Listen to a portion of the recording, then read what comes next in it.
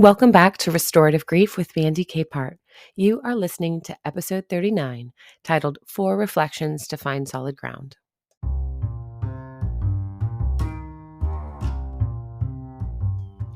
This week, I wanted to give you a few solid tools for when your footing feels unstable.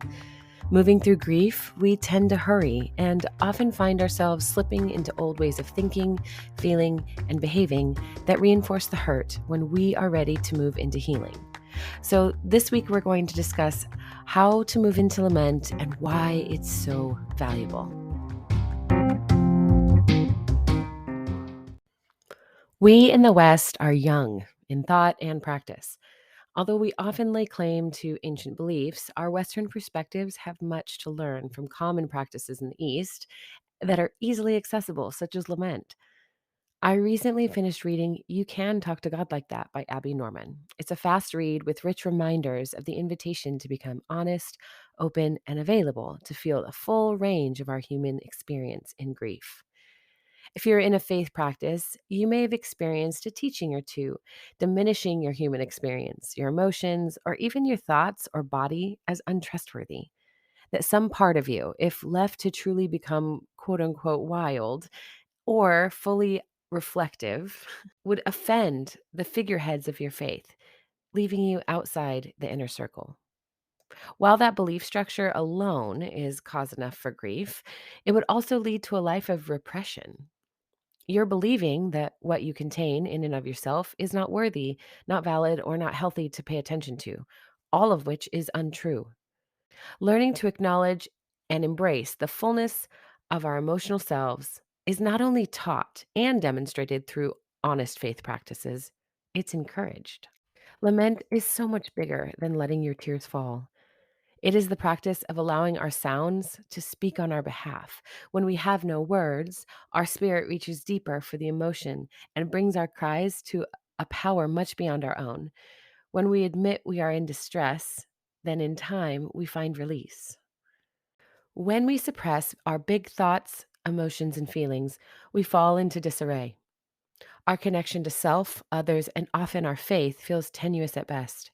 The threads are thin and ready to snap at the first sign of our emotional upheaval. But when we lean into the practice of lament, we engage the heart of our creative selves. We are made for expression, and in grief, that expression is cut short. We often believe the lie that if we do not have words, we have nothing worth saying. But articulating our emotions or our experiences are not limited to eloquence. It is our deepest cries that allow the guttural truth of our loss to rise up, to be heard, and to release from every aspect of our being. Lament is intentional and pointed. Our questions directed at the self and our loss must be equally intentional if we hope to rise again. We cannot rely upon the interpretation of another to understand or express who we are and what we need. And indeed, although we may share a common faith with another person, rest assured that we all have our own interpretations, understanding, and approach to that text based on who we are as we read the work. And the same is true of grief. So it is with great humility that I offer these four questions that may help you understand the intensity of the grief you're experiencing. Learning to lament allows the big pressure-filled emotions to finally pop. The pressure releases eventually, whether slowly or all at once. That's up to you and how you want to grieve. If grieving in isolation with the occasional explosion works well for you, then feel free to continue along that path. But if you recognize that misalignment in your mind, heart, body, and spirit are affecting your daily life more than you'd like, then perhaps it's time to set aside a time to lament. So here are the four questions, okay? There's a transcript on my website if you want to go back and look at them later, so don't feel like you need to write them down now. First, what emotion am I feeling right now after expressing my sorrow? Be specific when this comes up, not just anger. Is it rage? Is it disgust or disappointment? Are you bitter, jealous, infuriated, hostile, belligerent? Practice identifying the specifics and ask someone to talk it through with you if you feel stuck. And if you're unsure of all those words that you need to find specific emotions, take a moment to look up the human systems emotion wheel. It leads you from the familiar emotions like happy, sad, or angry into more intentional, specific emotions that are both comfortable and uncomfortable. Because sometimes our biggest block is our lack of language to describe what we're experiencing. Okay, question 2. Do I feel this emotion anywhere in my body as well? Maybe your head is pounding or your fists are clenched. Is your stomach upset? How's your jaw? How's your vision? How's your hearing? Sometimes I get little ringing in my ears when I'm so angry. And this is our invitation back into the intentional for and on behalf of our bodies. Question 3. What is the next right thing I can do for my body to address this grief? It's a simple response here. If your throat is hurting, make tea. If your body is stiff, maybe take a short walk. Add a sweater if you're cold, drink cool water if you're overheating. Taking care of yourself in the physical makes a difference, even if it seems so unnecessary or simple. Because here, nothing needs to be complicated. We are moving slowly. And the fourth question, how does this emotion I'm feeling connect to the love I felt for the loss that I suffered?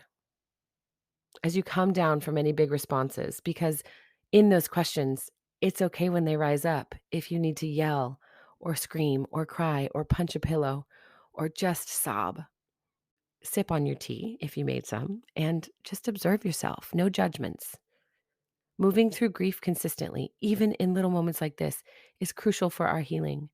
It's like preparing for a speech. The very first time is intimidating, but the more often we do it, the more familiar it becomes. Even if it still churns our tummy, that means we are in a place of humility and connection to ourselves, and we can be mindful about the way we move forward. It may still suck, and we may still get stage fright or be nervous that someone will judge how we're experiencing or expressing ourselves. But in our hearts, we are building confidence, true resiliency, and leading into the beauty of our own complexity. Scheduling a time to lament and to work through all of these questions are typically two separate times because lament doesn't need structure or an outcome or questions to process. It needs your honesty. As Abby Norman describes in her book, quote, I don't know who decided that holy people don't suffer. We are allowed to bring our broken bits to God. We're allowed to talk to God like we are working out a relationship with all the ups and downs and hard times. We don't always have to be happy. We don't always have to look on the bright side. God does not and never will ask that of us. The Bible leaves a lot of space for lament, and not just in a soft and delicate way. So the reflections I offered above are intended to bring you into the present. It may feel awkward or scary to approach your faith practice or your grief with the intention of lament. So, becoming honest with yourself about your experience or hesitation is often the best first step. And whether or not you are in the habit of taking notes and journaling, your grief process will benefit from these compassionate observations of self. So, the next time you notice the floodwaters rising, let them crash through the barrier and practice these gentle questions for yourself as you return to a sense of quiet.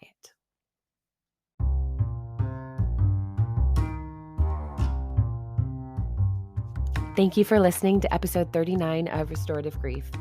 Lament is often positioned as a Bible-based practice, which I think is silly. Although the book I referenced is related to the Christian faith, I think lament is the guttural language that we all contain. And I know it's not pretty, but it's honest. And when things are pretty, honestly, I have questions. I may be cynical, but even I know that pretty is usually a mask to some degree. Like makeup, we wear it to enhance the reality of our faces or occasionally to cover up and hide what we do not want to be seen. Allowing ourselves to lament might be a little like showing up in the public arena with mascara streaming down your face. And no one seems to care, right? Or better yet, someone reaches out with a tissue and a bottle of water because they've been there, and the emotions are universal. The moment we can stop embodying shame for our emotional selves is the moment we embrace our humanity in the most beautiful and honest way possible. And that, my friends, that is healing. If this is your first time listening to Restorative Grief, I want to thank you for making time to show up on your own behalf. I hope this episode brings you a little insight into what you might need for your own grief story. Please, y'all, remember to subscribe to the show and leave your reviews on Apple Podcasts so that others can find this work. If you're encouraged by it or have questions, you can always come find me on all the social media platforms under @MandyKPart. I'd love to hear from you. I love connecting with people and hearing their grief stories, so please feel free. Also, there are links to my other grief work, as well as Abby's book that I mentioned and the Human Systems Emotion Wheel in the show notes, so be sure to check all of those out. And one last thing before we go, please remember, the only solution for grief is to do the work of grieving. Thank you for listening. I'll see you next week.